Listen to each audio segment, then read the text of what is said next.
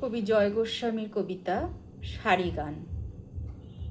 ভেসে আসতো সারি গান, শুনতাম না।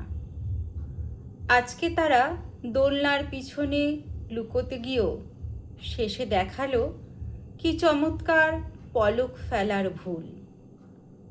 পিঠের ধনুকে গোসাপ ঝুলিয়ে আমি পা দিলাম বেড়া ঘেরা উঠোনে। কই রে, একবার এদিকে আয়, কে আসবে?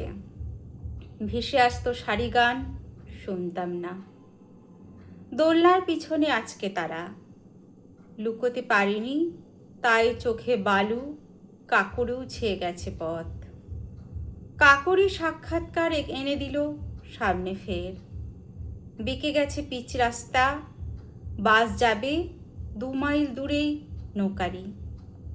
তারপর ঘুঘুডাঙ্গা, 3 দিন আগের দাঙ্গা থেমে যাওয়া মাঠ এখন কথাটি বলছে না। বাস যাবে। কাকরি টকটকে লাল দংশন মনে করালো গলার উপরে।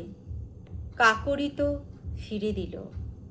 বসের ভাগ্নির হাতে সারাদিন ধরে ব্যথা, কোথাও ডাক্তার নেই। বাস যাবে 2 মাইল দূরের নৌকারি। ফিরে আসছে এক পলক চমৎকার চোখের ভুল হাতে নিয়ে ফিরে আসছে ফের সারি গান। ডাক্তারখানার গেটে কাকর বিছানো, আর তারও কতদিন পর একসঙ্গে নৌকায় উঠলাম। মাত্র 3 পয়সা করে ভাড়া নিয়েছিল, কিন্তু কয়েকটা চালেঘর পেরোতেই আবার সেই কাকর ছড়ানো পথ, রক্তাভ কাকর, যা পুনশ্চ এনে দিল খড়ের ছাউনির মধ্যে চায়ের দোকান।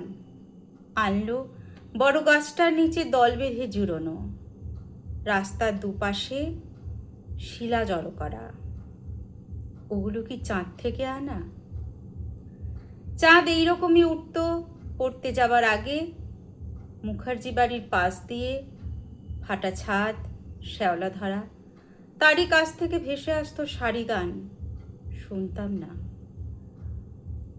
আজকে তারা দোলনার পিছনে লুকোতে গিয়েও দেখি লুকোলো না। পরিবর্তে ঝোপ থেকে পালানো শুয়োর বেঁধালো আমাকে দিয়ে। আগুন জ্বাললাম রাত্রে। ডান দিকে হাঁড়ি আর ভাঁড় গোল হয়ে বসে সব। শিকে গাঁথা শুয়োরটা লাল, তারও কত আগে উঠোনে ফিরলাম। আমি পিঠের ধনুকে ঝুলছে সোনার গোসাপ। কইরি ফুল্লরা? ফুল্লরা কে? চিনি না তো। কিন্তু ওই চালা থেকে সাঁওতালি পোশাকে যে মেয়েটা বেরিয়ে এলো, সে তো মুখার্জি বাড়িতে থাকতো। পড়ে ফিরতাম আমরা ফাটা দেয়ালের পাশে চাঁদ। আজ আবার তারই আড়াল থেকে ফিরে আসছো সারি গান, শুনতে পাচ্ছি দোলনার পিছনে। শুনলেন কবিতা সারি গান, কবি জয় গোস্বামীর কবিতা সারি গান। কবিতা পাঠে আমি মৌমিতা পাল। নমস্কার।